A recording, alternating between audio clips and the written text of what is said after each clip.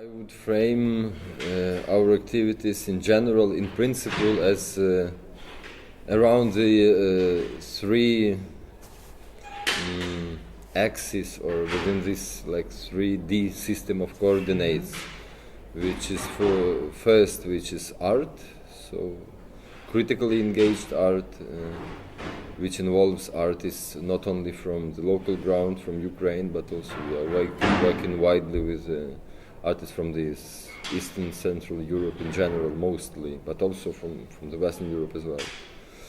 Secondly, it's about knowledge, or the so-called alternative knowledge, meaning that one which is not present in the current form of the academia, especially in the post-Soviet space.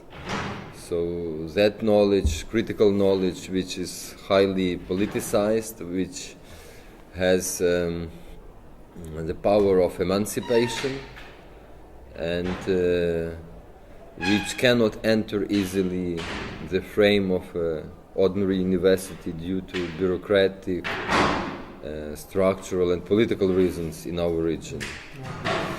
And thirdly, it's politics in the sense of grassroots political intentions, which has also several dimensions.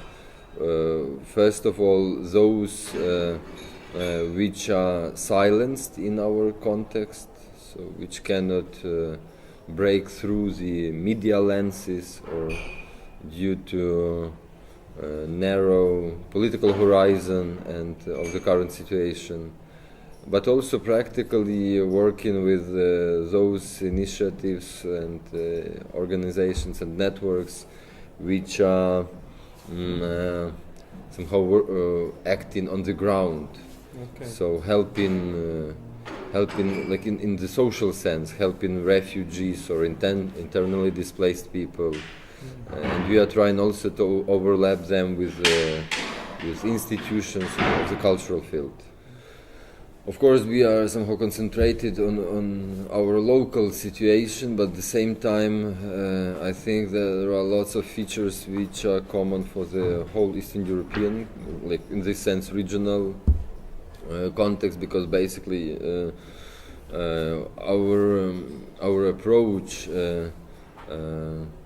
to make politics by artistic and political means is based on the idea of the so-called engaged intelligentsia, of the those class of intellectuals who feel responsibility for the society and propose something which can be transformative and emancipative for not only for themselves but also for the others. Well, first of all, just my first time that I am within this framework of the Prince Claus network, and what I admired most was the global context. So in our case, it's really very hard to go international, especially in global sense. I mean, because you have some connections with organizations and colleagues from the neighboring countries, but mostly from the Central Europe. But even if we speak about other Western or Southern European countries, it's much harder to get there. But here in the Netherlands, especially within the Prince Claus network, that's really striking how global they are. So you have really different perspectives altogether, really like a comparison ready-made field already. Yeah. So that's why I think there are lots of things to learn from them, but also it's much more productive because you can see parallels in unexpected ways. Yeah, that something is resonating in the context you never even thought about. So I think like this practical dimension of having this global background is especially important, but also being part of the network, I think it's also about expanding our work. Okay. So it's one of the ways, of one of the channels we can have in order to present and propose or impose our agenda in other contexts, and Prince Claus Fund is one of the open doors that we can have to this. Yeah, I think like in 10 years, like the what we really need, and I hope that we will gain that we will have our own constant premises, our own venue, that we just don't rent, but we have it.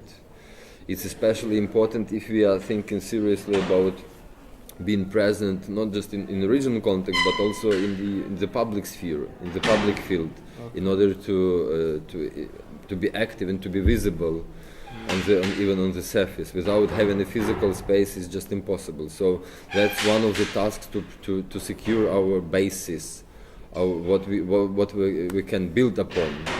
But also, I'm thinking like in this decade, sort of time framework, I'm thinking about expansion, that we will have not only one organization in Kyiv, where we are based in, but also in like some constant activities in other countries, that we will have like branches or be active and conducting projects, not just inviting people to come at our place, but that we will also, like as a team, as individuals, as researchers, but also as activists and curators and artists, will be working and conducting projects parallelly to our place, but also in other places, to have this constant collaboration on a permanent basis. Somehow that this interaction, that's I think the most valuable for me within this Prince Claus Fund network, to have this collaboration institutionalized, not just to establish again and again new contact, but to have this like already settled on the constant basis. That's I think very important. We wouldn't exist if we were not networking constantly. So the organization itself, as the core of it, is also a network. Somehow we are a collective, but it's like you can think or depict the modus operandi of the institution as like as you are throwing a stone into a water and you have circles going around. So that's basically that you have the core, but which is like these circles which go around it are like through network activities and efforts, because otherwise if you are not broadening those circles, also not only locally but internationally, you won't have a core itself. It will just disappear.